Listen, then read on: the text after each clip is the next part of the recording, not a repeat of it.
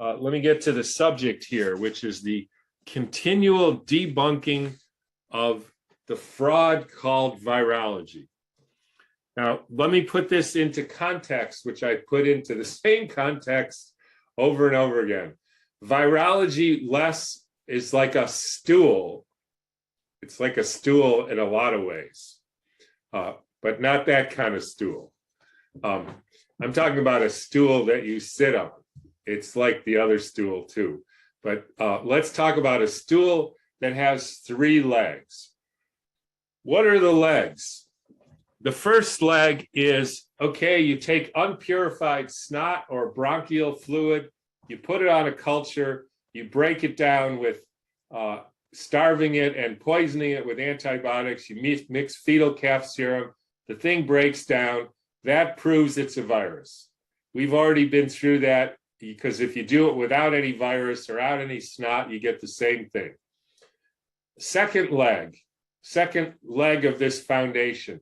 Yeah, but when you break it down, or sometimes even if you look in their bronchial fluid, they don't do that anymore. But so when you break down the cell culture, you see these particles, Tom. Look, there they are. They all look like coronaviruses. I may have to put a little trypsin in there to digest the proteins, so it actually looks like a spiky thing, because it didn't look like a spiky thing before. But, sometimes you have to put feathers on kittens to make them look like chickens, and then you can be sure that you have chickens. So that's the stool leg that we're going to talk about in a minute. And the third leg, of course, is we found the genome. There it is, except actually the genome isn't in there. And it turns out, even if you just add some RNA, you can find any genome you want, because you cannot find the thing unless you have the thing to start with. So they're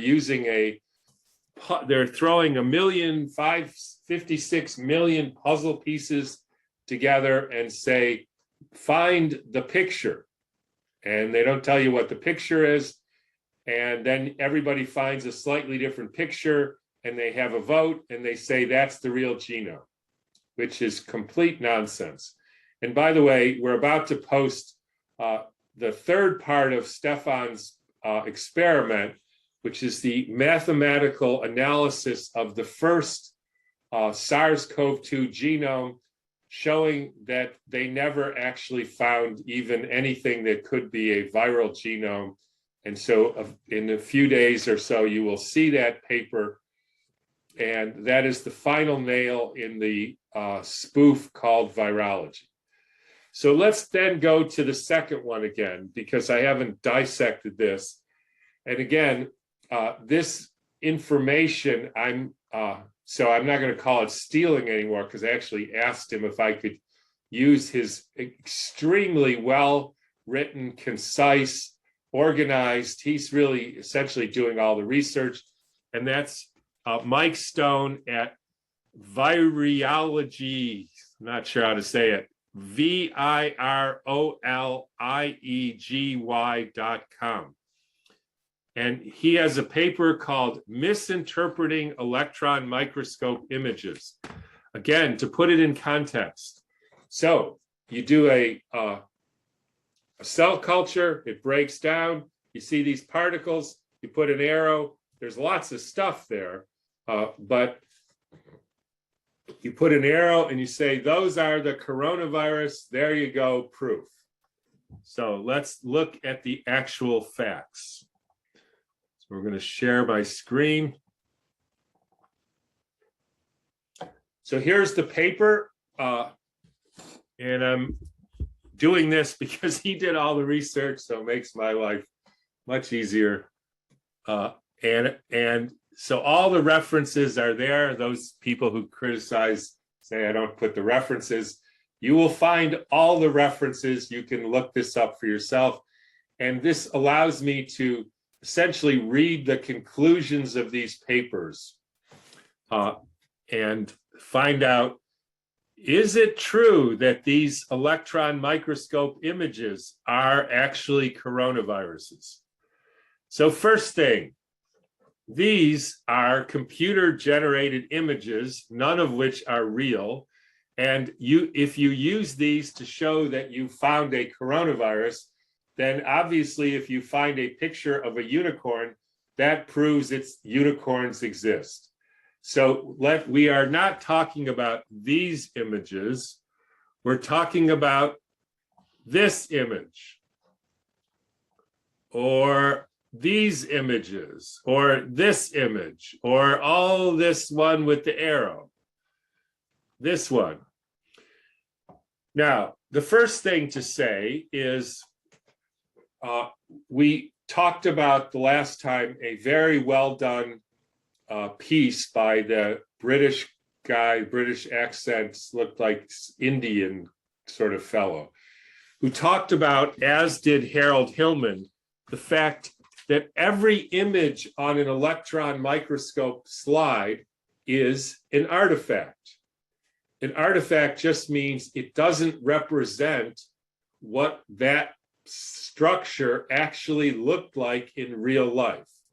Now, I would admit it doesn't prove that it exists or it doesn't exist, but it simply means that thing you're looking at is not what it looks like in real life.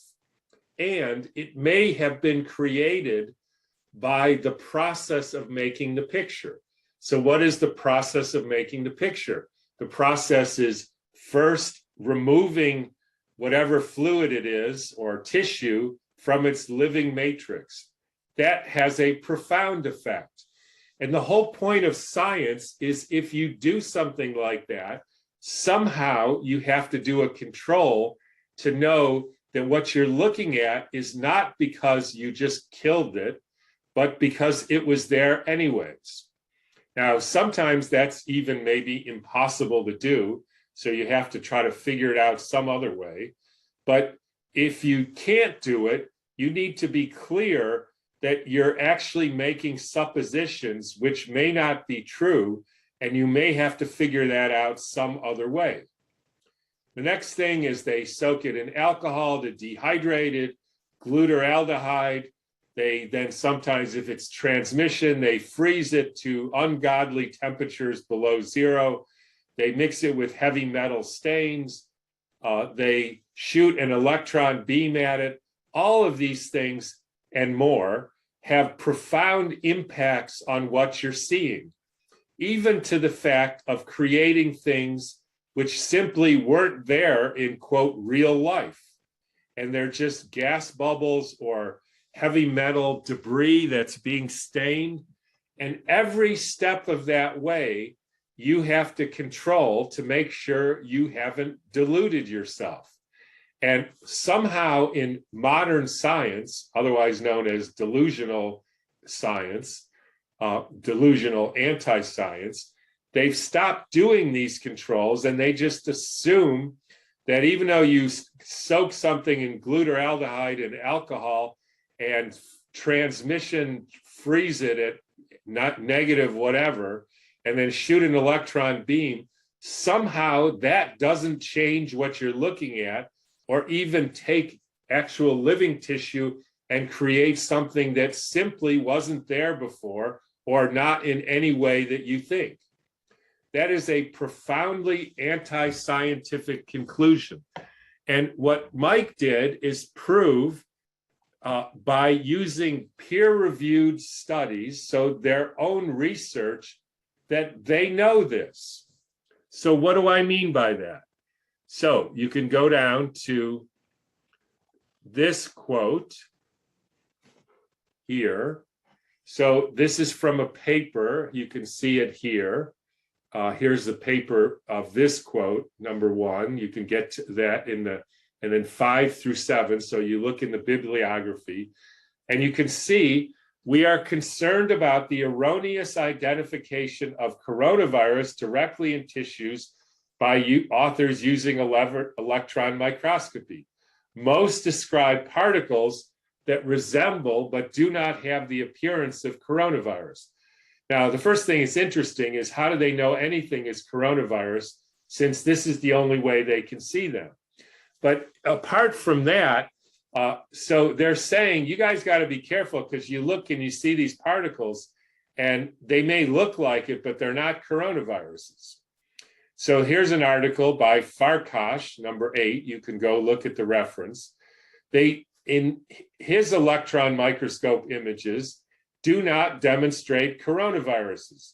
Rather, these structures described as viruses, which, by the way, are used as proof that the virus exists, are clathrin, that's a protein from human beings, coated vesicles, CCVs, that are normal subcellular organelles involved in intracellular transport. In other words, as I've been saying all along, these are not viruses. These are just intracellular or intra-tissue debris that's being stained and it's being broken down, and that's all you're seeing. Then they refer to another article by Su et al. That says, likewise, that article shows only normal cell structures that to a non-electron microscopist virologist may resemble coronavirus. I would actually say that even to a virologist, they may resemble what they think is coronavirus, but it's simply a delusion. Care should be taken to prevent mistaking cell organelles for viral particles, because identification of viruses, it turns out, is not always straightforward. So when you see nonsense like this and you say, how do you know that's not just heavy metal staining as opposed to this? Or are you saying that this structure is the same as this? They don't look the same to me. And this one is the same as this one? Why do they look so different? And this one is a coronavirus. It's the same being as this, as this, as this. And so you can see these are multivesicular bodies cleverly, I put that word in, mimicking SARS-CoV-2 in patients without COVID. Who would have thought?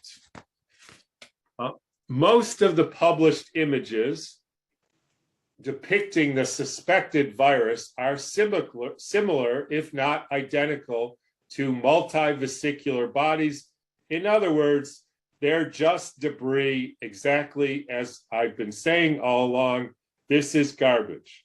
Finally, we suspect that the electron microscope images of SARS-CoV-2 published to date are in fact MVBs, multivesicular bodies, otherwise known as cellular debris, because you've poisoned it, stained it, froze it, glutaraldehyde it, alcoholed it, shot it with an electron beam.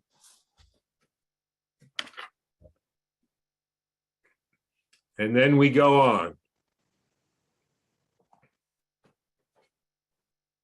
MVBs theoretically may resent endocytosis, with etc. Those are just different kind of microvesicles.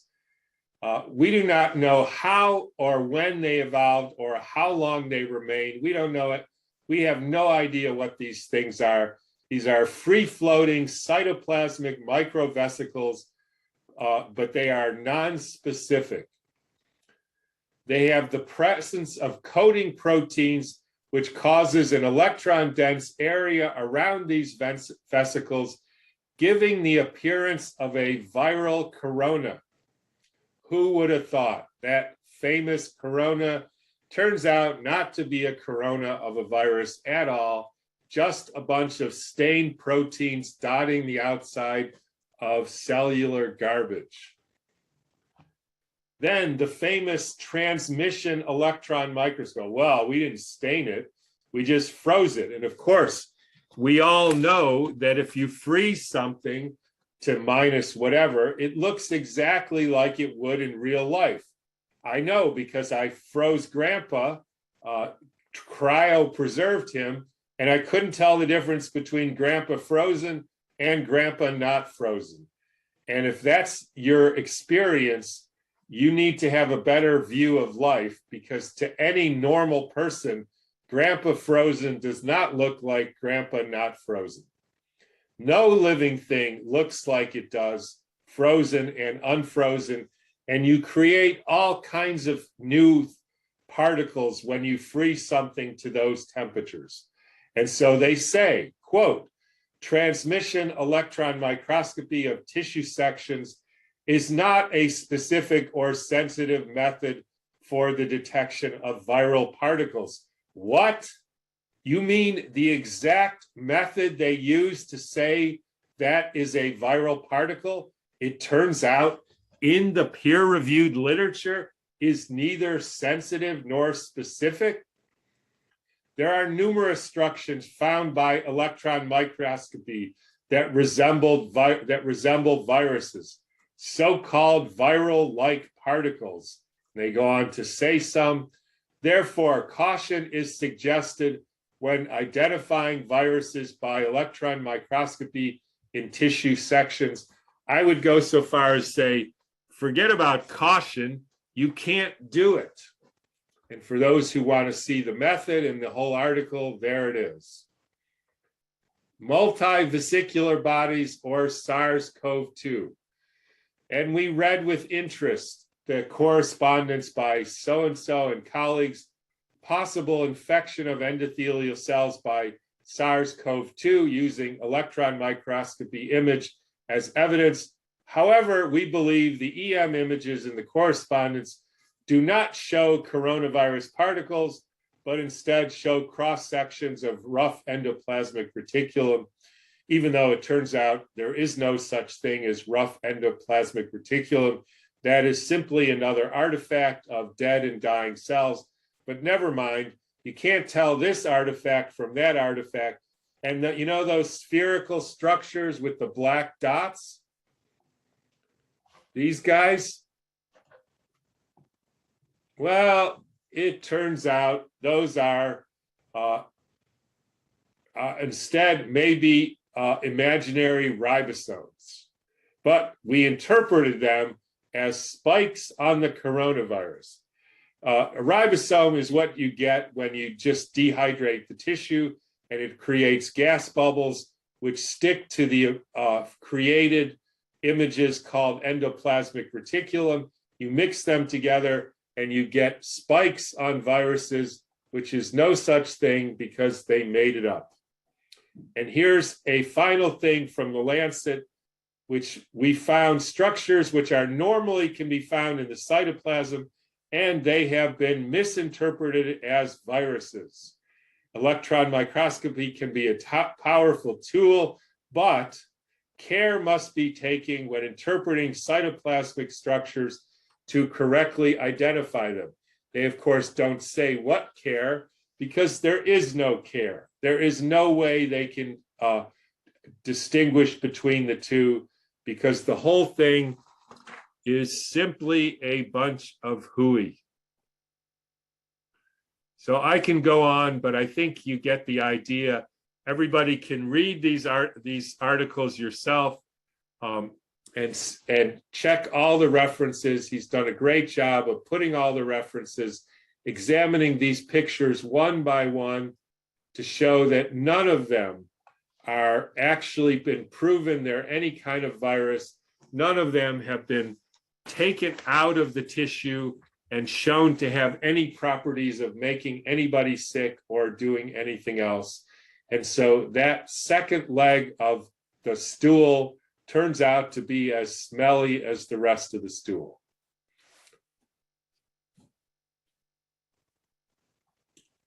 There you go.